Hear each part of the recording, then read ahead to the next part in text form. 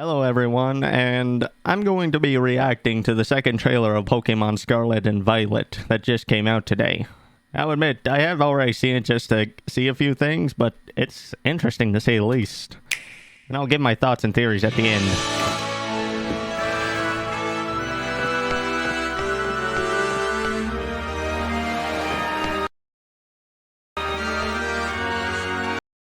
There's the two schools, orange for Scarlet and grapes for Violet.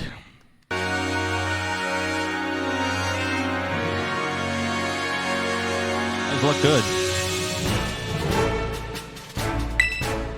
Professor Sada, I know, is the professor for Pokemon Scarlet, which is interesting.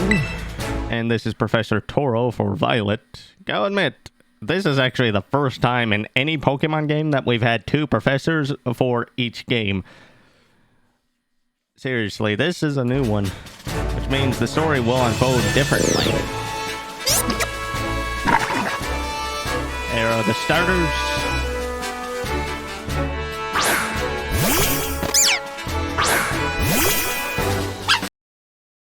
Oh, so, I decided to look over. There's actually a quillfish right here. Be perfectly honest, quite interesting. So that means we might actually get quillfish in this game. I'll save my theories for something else for later on. Also, there's Pommy, Pikachu clone for this region. Also, I saw this. You can connect with your friends and head out on adventures together, up to 4 of you at a time, which means this game will have multiplayer, which is the first time a Pokemon game has ever really had multiplayer. Question is, how will this multiplayer work? Will you all be going on the same... I doubt we'll all be going on the same journey, but will we actually be able to battle each other at any time? Like, say I had just evolved my starter at... which is regularly level 16, maybe 17, and they have a level 24 starter. Will we be able to battle if it's within 5 levels? That way it's not too broken, or will we be evened out to the higher one? It's an interesting thought, all things considered. Oh, so it goes to show you just how far Pokemon has come.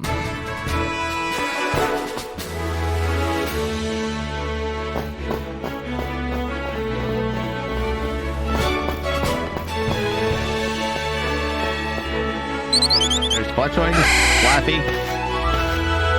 There's one of the newer Pokemons, Smallig.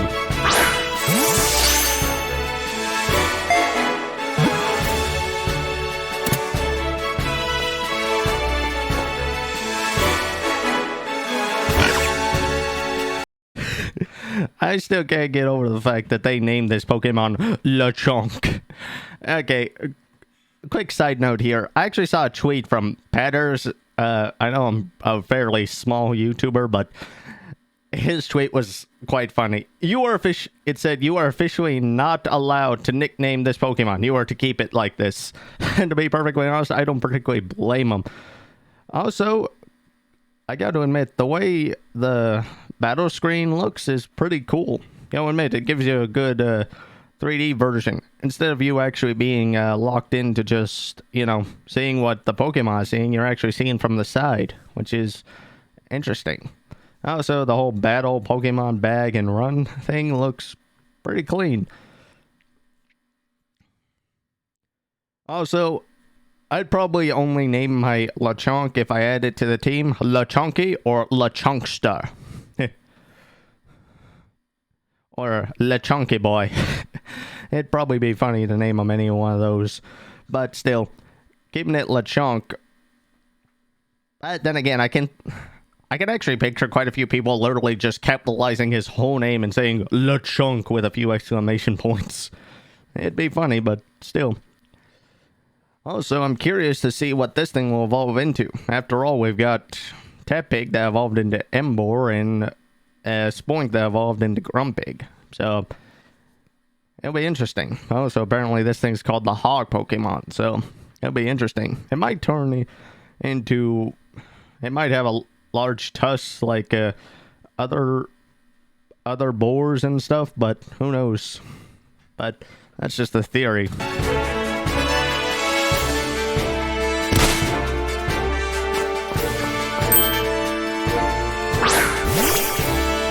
Toodle.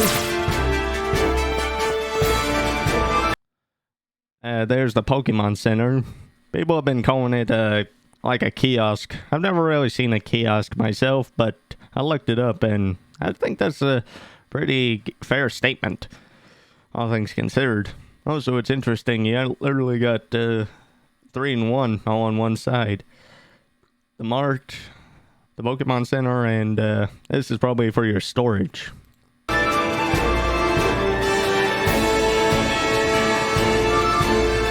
I believe this is trading a Larvitar for a Bagon. And there's a Venonat hopping around. Also, I decided to look this up since I haven't seen Venonat in a while. Turns out he hasn't appeared in any games since X and Y and Omega Ruby and Alpha Sapphire almost 10 years ago. Wow, that seems like a long time. But still, it's surprising. Also, it makes you wonder why they decided to show Venonat of all. I mean, I realize he hasn't been in a lot of games, but still. Oh, so I might use Venonat on a team considering I've never used it. And Bug Poison ain't exactly a bad typing, all things considered. All depends on what other Pokemon are out and about, but still. Oh, so I've got a theory about how this whole mechanics will work, but it's a bit far-fetched, and once again, I'll say it at the end if you stick around. Oh, and one other thing, if you want to hear more of my content, don't forget to hit the subscribe button, because it always does help, and I truly do appreciate it. There's Colossal, Toxapex, Cryogonal, there's the Gengar, there's a Florentius, Talonflame, so Fletchling doesn't get a evolution.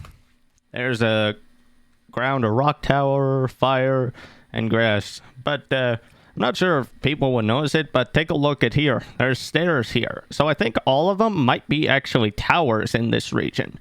So in other words, you all climb up, starting from the lowest level to get to the top. However, it's a theory that will it actually begin to increase, like the bottom one's like level 10s, tops 15, middle's 15s, and top is like 22 or something. But it all depends, or they're relatively all the same, just going up slightly in difficulty, like about 9, 11, 13, thereabout. Still, it's an interesting theory. Also, how this will play out will be interesting to find out again.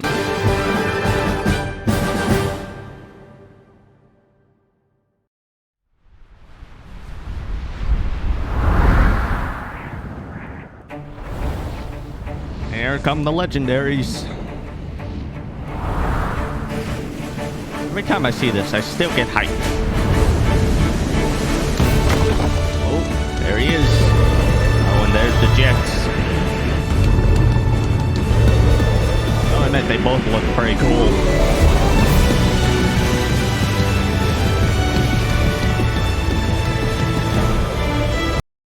Also, I find it interesting that this one is more natural and this one's more progressive. Like, see, there's actually pixels for eyes, which is quite interesting. Also, I remember seeing A-Drive actually looking over a leak that said that the legendaries would be Dragon Fighting and Dragon Electric. And looking from these two's perspectives, that might not be too far off.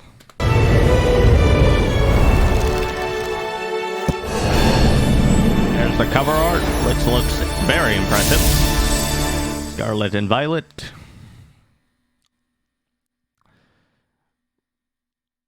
Releasing worldwide on November 18th. That cannot come soon enough. And that's actually my birth month, which will be quite interesting.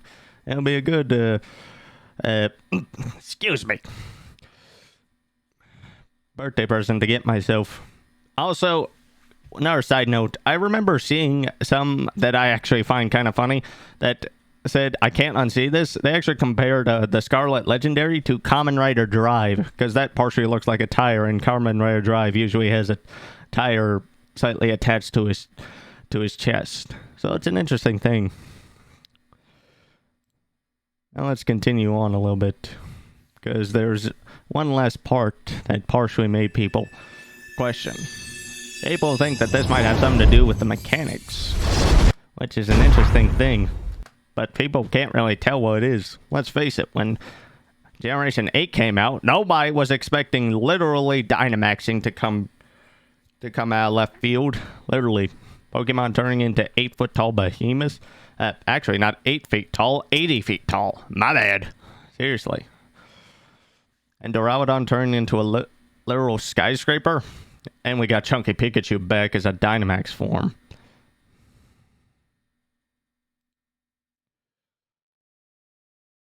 Now, as you can see here, there are new Pokemon discovered.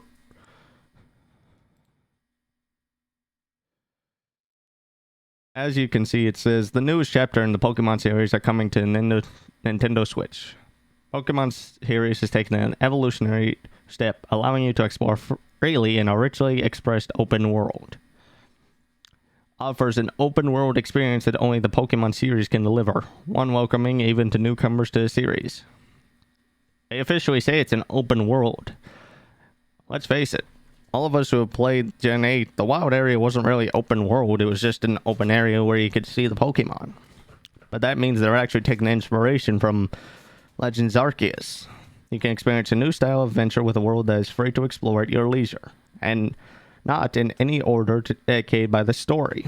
So I think that means, and this is just a theory, but considering you might be able to face any of the gym challenges or whatever you need in order to become better at any phase. Like you could face, if you have Quaxley and there are two gyms, either a rock gym or a grass gym, and you don't want to have a type disadvantage, you want to go straight to the rock gym.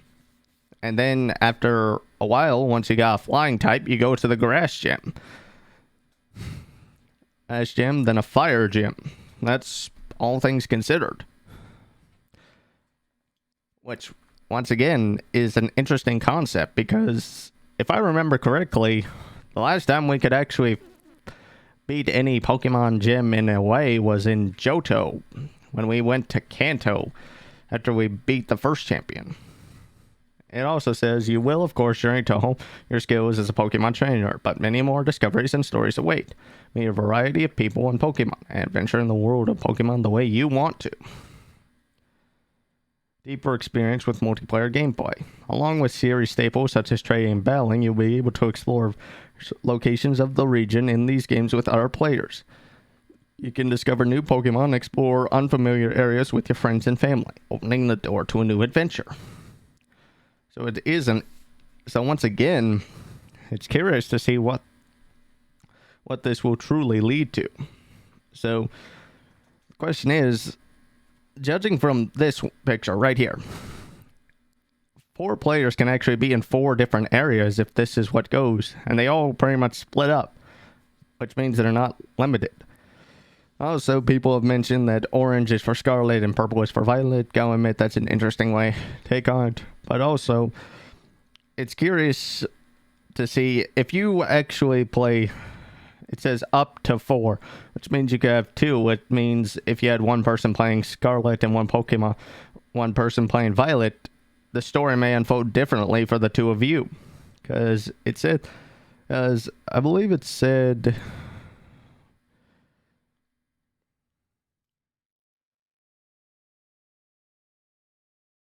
yeah, 2 different professors will appear depending on the game you interact with.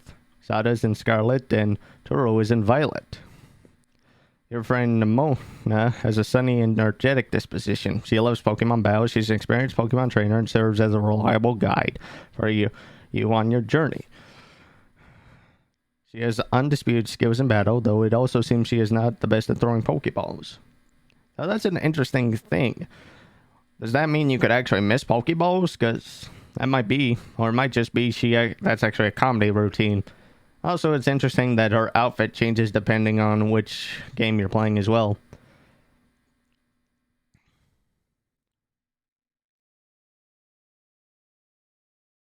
Also, here are the legendaries, Koraidon and Miraidon.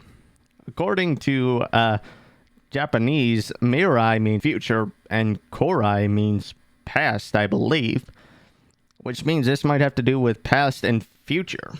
So here's Oni, Lechonk, and Smartliv. Yeah. Not only is the fur that's covered by good insulation against cold, but also serves the purpose of storing electricity when it feels uneasy. This cautious Pokemon will begin rubbing its cheeks, preparing itself for a discharge. So I found this kind of funny. A Gormon with an excellent nose. It uses its sense of smell to find and eat only the most fragrant wild grasses and richest berries.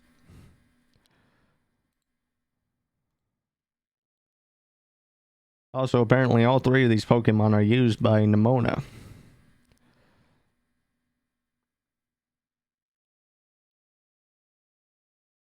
So there's much to say about these two. However, that's the interesting part why I mentioned Quillfish. A few other people have said this, that we might get Hisui in Quillfish, which is in the past. So, my theory is that you might get specific versions of Pokemon depending on the version one, but not specifically region types. I mean specifically time types. Like, you might get Hisui in for Scarlet, which is in the past, and you might get more developed ones. Like, say they just showed Venonat, but its evolution, Venomoth, might be even more powerful or more digitized. Because look, this Pokemon looks like an energy being put inside of a robot body.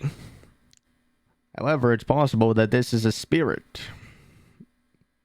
Also, there's another theory. This could be Koraida on spirit put into the futuristic body. Because let's face it, nothing lives forever, and even in the Pokemon world, it's shown that. So it's possible that the spirit or energy was put into this body as Miraidon.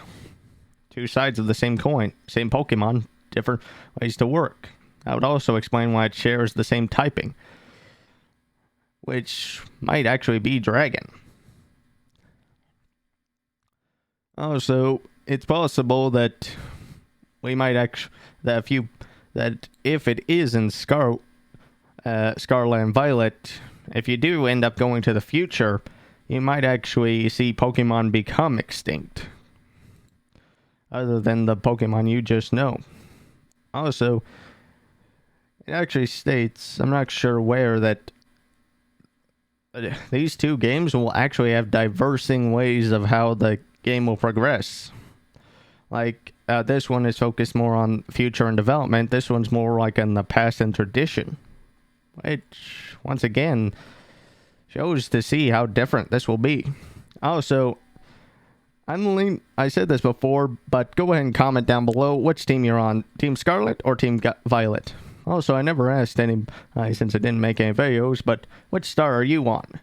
Team Sprigatito, Team Quaxley, or Team Play Coco?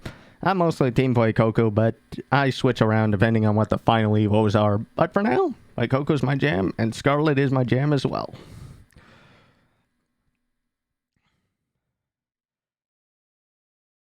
But also, another thing to note is, if the story does diverge depending on the game you play, how far will it diverge?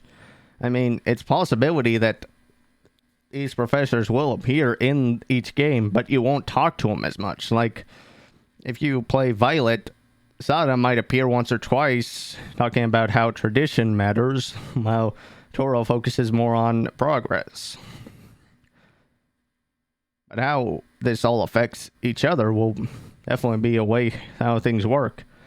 Also, if I were to say I remember people saying that in the Japanese there was a star like right next to, in the Pokemon, just of it. It's possible that might be for a vortex to actually make Pokemon more aggressive in one way, like going back to their more primal side, make them far stronger, but make them less likely to listen to you, and progress would probably speed them up but make them less strong. It's a possibility that they might actually go through different forms of evolution, but not in this case. In other words, forced evolution. As time goes on, things change. So that might be one way how things work, but as I said before, these are just my thoughts.